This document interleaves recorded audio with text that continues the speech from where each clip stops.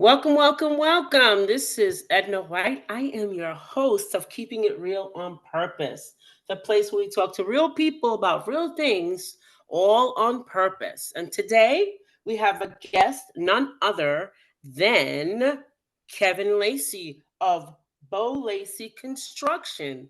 I believe you're going to be my first guest from construction work, so I'm totally excited about this. I love construction, by the way. So, welcome to the show. Yeah, thanks for having me. Excited to be here today. Great. So, how do you show up in the world? Ooh, how do I show up in the world? I guess that's kind of my own interpretation of what that means. Yeah. Okay, so I show up in the world, I guess, by striving every day to be the best neighbor, father, husband, son that I can be, and try to show up by leading by example and making the world a better place. That's great. Yeah, one person at a time, right? That's all we need. One person at That's a right. time. We don't need everybody. We don't need everybody. Yeah, that's great. So, I want to learn something about Lacy Construction. Tell us about, what you do, where you do it, how you do it, what you provide. I want to know about all of that. Yeah, so we're a residential. We do some commercial, but mostly residential home improvement. So we do roofing, siding, windows, and bathrooms. Right. Bathrooms we do out of our Mansfield office, and that's kind of where it all started in Right. Mansfield, Ohio. And then the other branches, the other three locations, just stick to the exterior stuff. So Okay. Okay. yeah. Okay. How long have you been doing this? So Bo Lacy. So Bo's my dad, and he was an entrepreneur and he started his own company in 1984 and um, you know great father, great husband, worked really hard in his business, and it was a small business, just him and maybe a couple guys, and they would build houses. And I kind of see where my dad struggles with the home improvement sector. It's a very difficult sector to be in, and just Uh-huh. small business in general. And 2012, he passed away suddenly, and my best friend from college, we played college football together at Ashland University, and we decided to continue his business and his legacy, and uh, so that's how we're at. So I've been in it my whole life, but as it Wow. sits as a professional since Right. 2012. So Hmm. 2012, we've been in the business together. Okay. And I like how you said about legacy because building businesses and building out um, an idea of a business.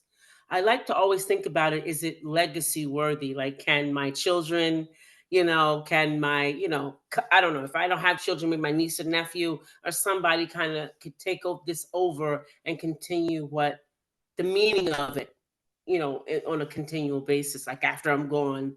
And I like that part about that, what you just said. It's really important.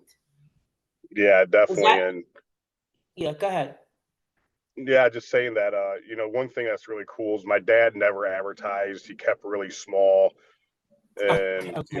now we're across, he would never believe the company, what it is today. And it's across the whole state of Ohio, and his name's on billboards, his name's on trucks, and Wow. yeah. So it's pretty exciting to be able to, kind of build the brand, build his name, and keep his legacy alive. And that's pretty Yeah. cool. Do your children, you said you have children, right?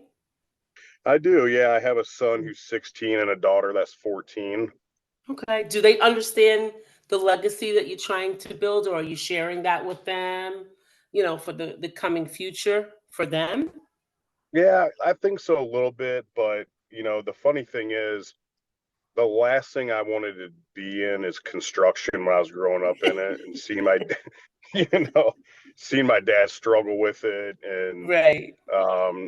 just everything that goes on with being an entrepreneur and finding Right. the right people and finding jobs, and people not paying you, and Mhm. just that Yeah. whole thing. I was like, that's the last thing I wanted to do.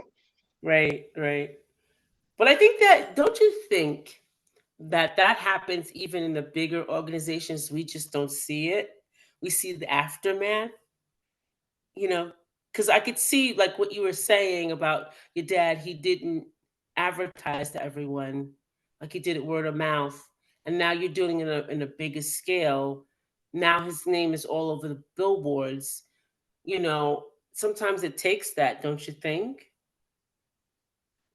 Yeah, I think so. And, I have friends that grew very large construction companies that, in other cities in the United States. And, Mhm. it's kind of a really, it kind of, if their sons or daughters want to take the business over, it's kind of a golden ticket because they've already built it out. They've already Right, got policies, procedures in place. And right, if they right. just manage it correctly, they could be on their way. But I've seen guys that just do not care, do not want to take over their parents' businesses. And Oh, wow. one guy in particular, he just sold his business, said my son didn't want nothing to do with it. So, Wow.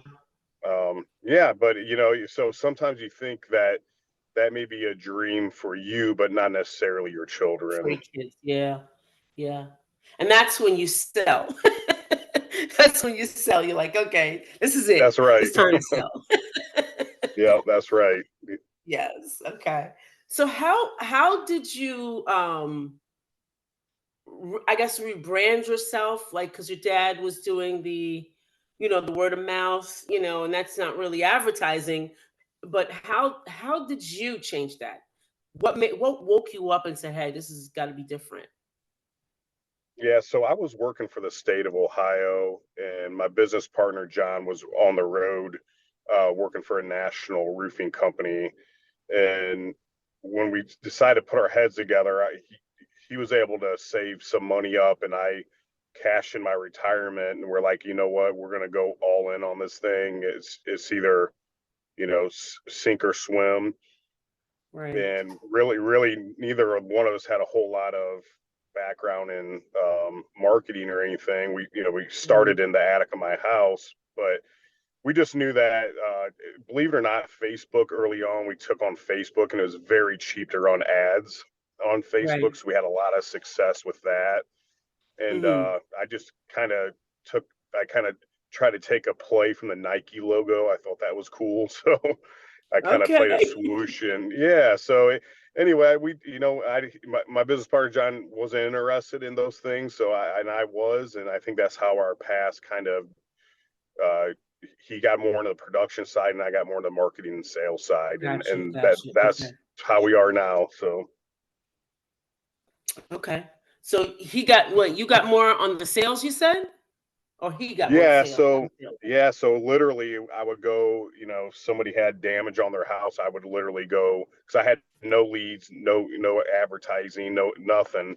So I would literally go knock on people's doors and ask them if I could give them a quote on their roof or their Oh, nice. siding, and grinded it out. And we did that, some storm restoration stuff, and we Right. grinded it at doing that until we were able to build up our brand enough and start marketing. Mhm. Wow, that's tough because knocking on the doors, even when you're running for office, is a lot. Yeah, that is Oh tough. So yeah, how long did you do that? How long did you do that? boy, I probably knocked doors for 6 years. um Wow.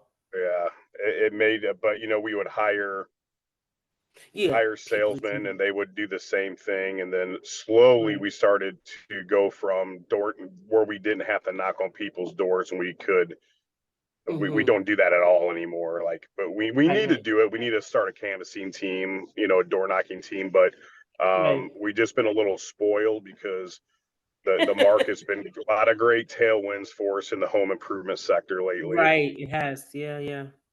Yeah, so you kinda got creative because I'm sure nobody was doing the door knocking when you were doing it. Not very few people anyway. Yeah, yeah, not my area. Maybe in the bigger cities and stuff, but in my Right. area, yeah, I'd probably be the only guy knocking on your door. And Right. In 2012, the internet was not in full swing yet. People still look No. at the yellow pages, just Yeah. so, Yes. so you use your Uncle Bobby to come put the roof on your house. You know what I mean? Yeah, your Uncle Bobby. Yeah, yeah, comes by Yeah, and fix things. Yeah. That was the yeah, times. It sure was. It sure yeah. was. So But then Uncle how Bobby can didn't show up. then who showed up? If Yeah, Uncle Bobby. yeah. I said, yeah, but then you'd hire Uncle Bobby, and Uncle Bobby wouldn't show up and Right. Oh my frustrate God. you, and you know what Oh I my mean. gosh. So Yeah. there was a place for us. Yeah, there's a place for us. Yeah, because I can remember my mom when we moved out here. It was always the guy from down the street that he wouldn't show up. Then we'd have to go to. I remember the yellow pages.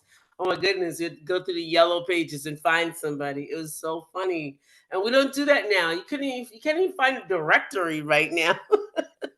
No, no, I got a So funny story funny. about the yellow pages. Is one of my yellow page salesmen gave me a call, and he goes, "Hey, I want to come sell for you," and he says, "You know how I'm a salesman is I actually sold you yellow pages." I was like, yeah, that's a good point. That is a good point, sir. Yeah, that's a good one. That's a good one. Yeah, hardly you can hardly find newspaper things going on now. I'm just like so shocked that there's still some newspapers around that people are reading. So how would you tell someone to really just start to think outside the box? Because I think that's what you did with your business. When you got it from your dad, I think you really thought outside the box. So how would you start to help someone else think outside the box?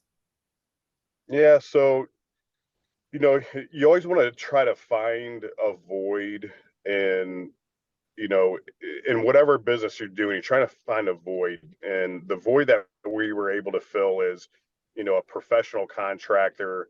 Uh, and how do we get out and see these people and meet these people, and Mm, through and think outside the box. You in my case, we would do home improvement shows and garden shows and dog shows, and places people don't go to for those products. Because I'll just give you an example. They're like, why would you set up a home improvement tent at a dog show? It's like, well, number one, if people are that's going to the good. dog show, they got money, right? They're going to a dog Yeah, show, they got money. Number that's one. Number good. Yeah. two is they probably own their house. And number three, I'm the only guy there that does home improvement. So they're not, Oh, that's I might good. get That's really good.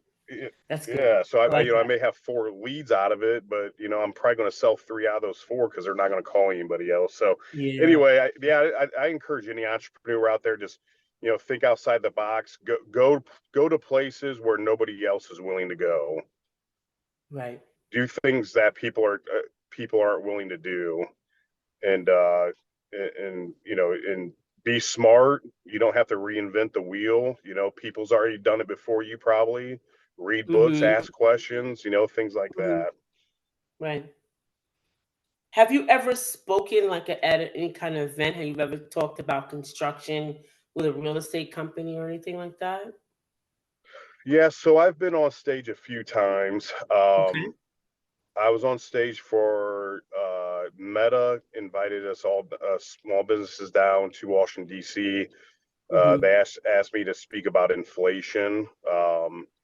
So I did a about an hour long thing for Meta, and then my company just won the National Contractor of the Year with Certified Contractors Network, Oh, nice. and yeah, it was a nice award. It's a member of contractors nationwide, home improvement contractors, and Mhm. they asked me to actually do a they actually asked me to talk about social media marketing and advertising. And like I said earlier in our conversation, that was a big push that we had to get leads that were affordable, and that Right. helped scale our business. Right. Would you think that speaking on stage did that help you or advance you even more? Yeah. I mean, when you're up on stage and people are listening to you and they want your email or text because they hear something they like, and they ask you questions. you kind of become the expert on that subject or looked up to as the expert in that subject. And that just continues to open more doors Right. for you to do that type of thing. Right. And they're like, oh, is it tough going on stage? It is, but what's tougher going on stage is going and knocking on somebody's door that has no idea who you are. Yeah. That's tough. Yeah. That's more of a stage there because you really have to come up with stuff. You really have to come up with if they say something that you want to challenge, you have to really come up. You got to think on your feet. You really do. That's true. Yeah, that's true. You really have to think like Yeah. that. Yeah, I'll That's tell you what, I majored in criminal justice, but I got a communication degree from knocking on those doors. That's a good one. That is really good. How did you leverage, like when you got the awards, right? How did you leverage you speaking on stage? How did you leverage that? How did you Yeah, use it in marketing? you know, it, in my specific ways, so when you're named company of the year, you're doing something right because it's your Right, peers all, it's a group of your peers that votes on it. And when you win, it feels good because it's not something that you can like pay for, right? You got to earn it. right, So what we end up doing is, we did social media posts, LinkedIn, Facebook, Instagram. We right. put it on billboards that we were company of the year. Shot some videos. We made like stickers to put on our computers when we're like presenting to customers in the home, so that Okay. they can kind of see that while they're in the home and ask questions about it. Or the salesman can even, when they're in the home, they can point to that and say, "Hey, I'm so trustworthy that not only am I a member of Certified Contractors Network, but we're Right. named Company of the Year last year." So those are just some Nice. things that we did. We made a T-shirt up. So we did some internal stuff too, where we flew out some employees to Dallas because that's where the award ceremony was. That's Gotcha. good for team building and Mhm. so it's not only for like advertising and gaining new clients, but it's also really good for culture in the company, that they work for the best company in the United States too, and Canada. Wow. So for them, it's real important. So we bought them all T-shirts and had Mhm. a ceremony and we have a trophy case, stuff like that. Right.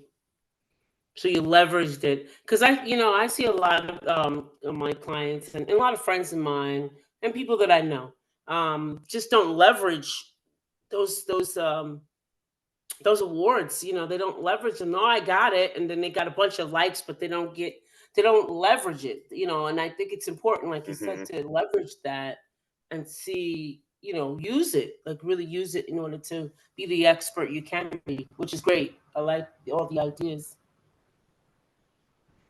Yeah, I agree. Like if you win if you're out there listening, you win an award, like you need to make sure, but like it's not bragging.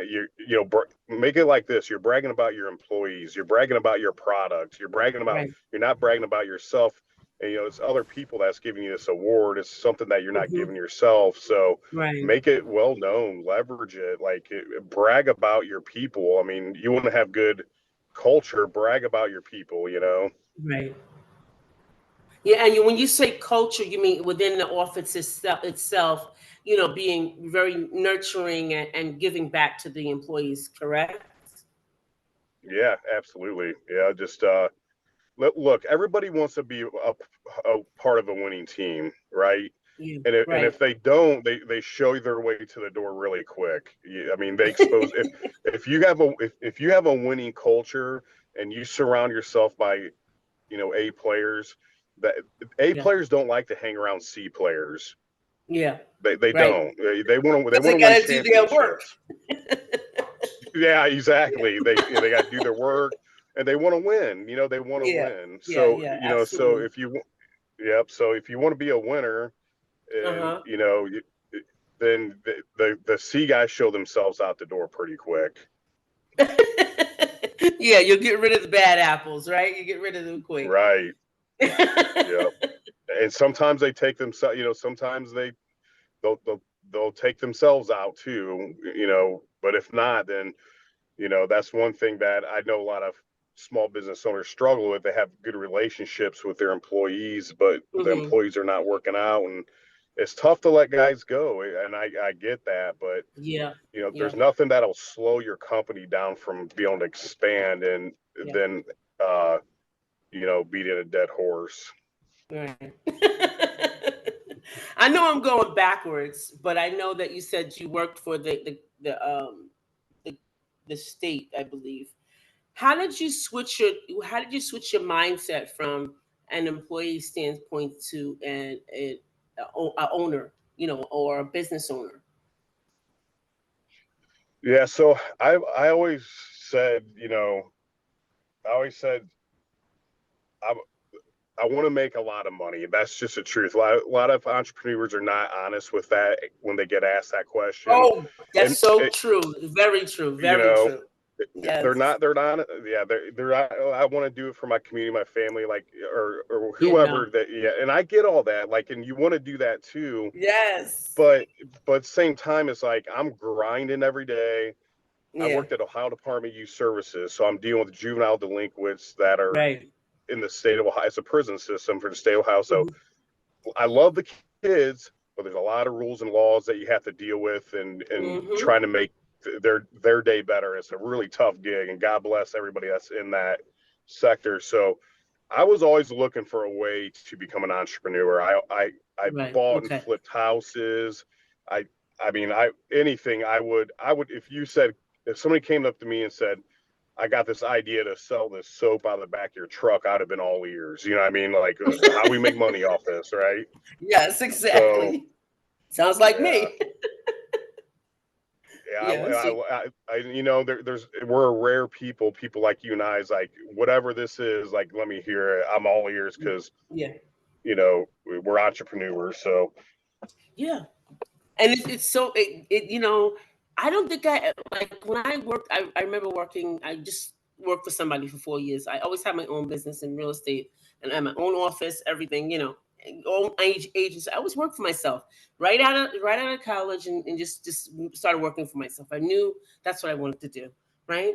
And then I started working for somebody, and I was like, oh boy, I don't like this. I was like, oh no, I don't like this. I did not like this. And but I guess I was there to appreciate my abilities, and because you fall back into I guess the trap. You need a steady paycheck, but if the same energy you put into that is the same thing you put into your business, and even more because you want to make money. Because that's where I was at. Where I was like, I'm not making any money. This is a joke. This is like a whole joke, mhm. and I wanted to make money. And now putting all my energy into what I do now, I see that it's the same potential. Well, no, it's not the same potential, but it's you that your potential as an entrepreneur is bigger than working for somebody, you know, and you can actually Yeah. make So, changes. yeah. Yeah. Yeah, yeah, absolutely. Mark Cuban said, "I'd rather work for myself making $50,000 a year than for somebody else making $1 million a year." Yeah. And I'm like, yeah, that resonates with me a little bit because it's like, Hmm. because that potential is there. That Yeah. if you're making $1 million, that's great. But if you make the right moves and make the right decisions, that you can turn that fifty Hmm. thousand into whatever your dreams are, Yeah. and Exactly. that's a vein I'm in. Yeah. And I like how you said people need to stop lying because they do want to make money. You don't go into being an entrepreneur to make somebody feel good. You just don't. Yeah, it's a You can't. byproduct, right? Yeah, it's a Yeah. byproduct. You know what I mean? Like, but what really is money though? Money equals freedom, right? So Right. really what you're doing is you're buying the freedom to be able to go do things that you want to do instead of, you know, punching a time clock or whatever you're doing. And don't get me Right. wrong, there's not everybody can be an entrepreneur, and not everybody has that mindset. Nobody was born that way, or nobody Right. had, and I get that. Right. It's not Right. for everybody.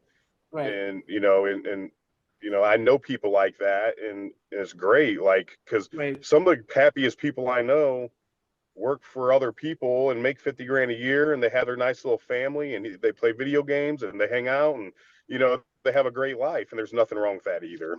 Right. No, there isn't. It just is. Some things are for some and some things for other, which is great.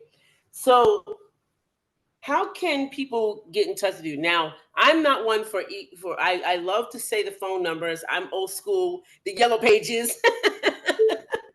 Say, Right. how can people get in touch with you? I love, the phone number, because I think people want to hear that phone number so that they can like ask you a question, or if they might even be near you that maybe looking for something to, some work or something, or even just to ask you a question. How can they get in touch with you? Yeah, so the phone number to the office is 1-800-266-9916. Probably one of the easiest way to, if you have a question, if you're a customer, that's how you want to get a hold of me. But say you're an entrepreneur and you have questions, and and I can help you in some way, the best thing to do is probably go to my LinkedIn profile. It's just Kevin Lacy, my name, and if you type in Kevin Lacy, but Lacy Construction LinkedIn on a Google search, be pretty easy to find me there. Okay. So, what's the last words you can leave with my audience to encourage them, if they're in this type of industry or any other type of industry that's going to be an entrepreneur? What could you leave for them? So what I would say is, when you hire people, they're never going to be as good as you are. Try to get them 80% of the way there, and that's how you scale your business. Oh, that's good. That's good. I like that. I really like that one. I'll take that gym with me. I like that. Well, thank you, Kevin, for being here. This is really, really good. I learned some scaling techniques from you, and some, not tricks, but real actual experiences. I thank you for that. And audience, thank you guys for being here, because you could be anywhere else, but you're not. You with us today at Keeping It Real on Purpose. So this is your host, Edna White, and of course, our guest, Kevin Lacy of Lacy Construction, saying goodbye for now.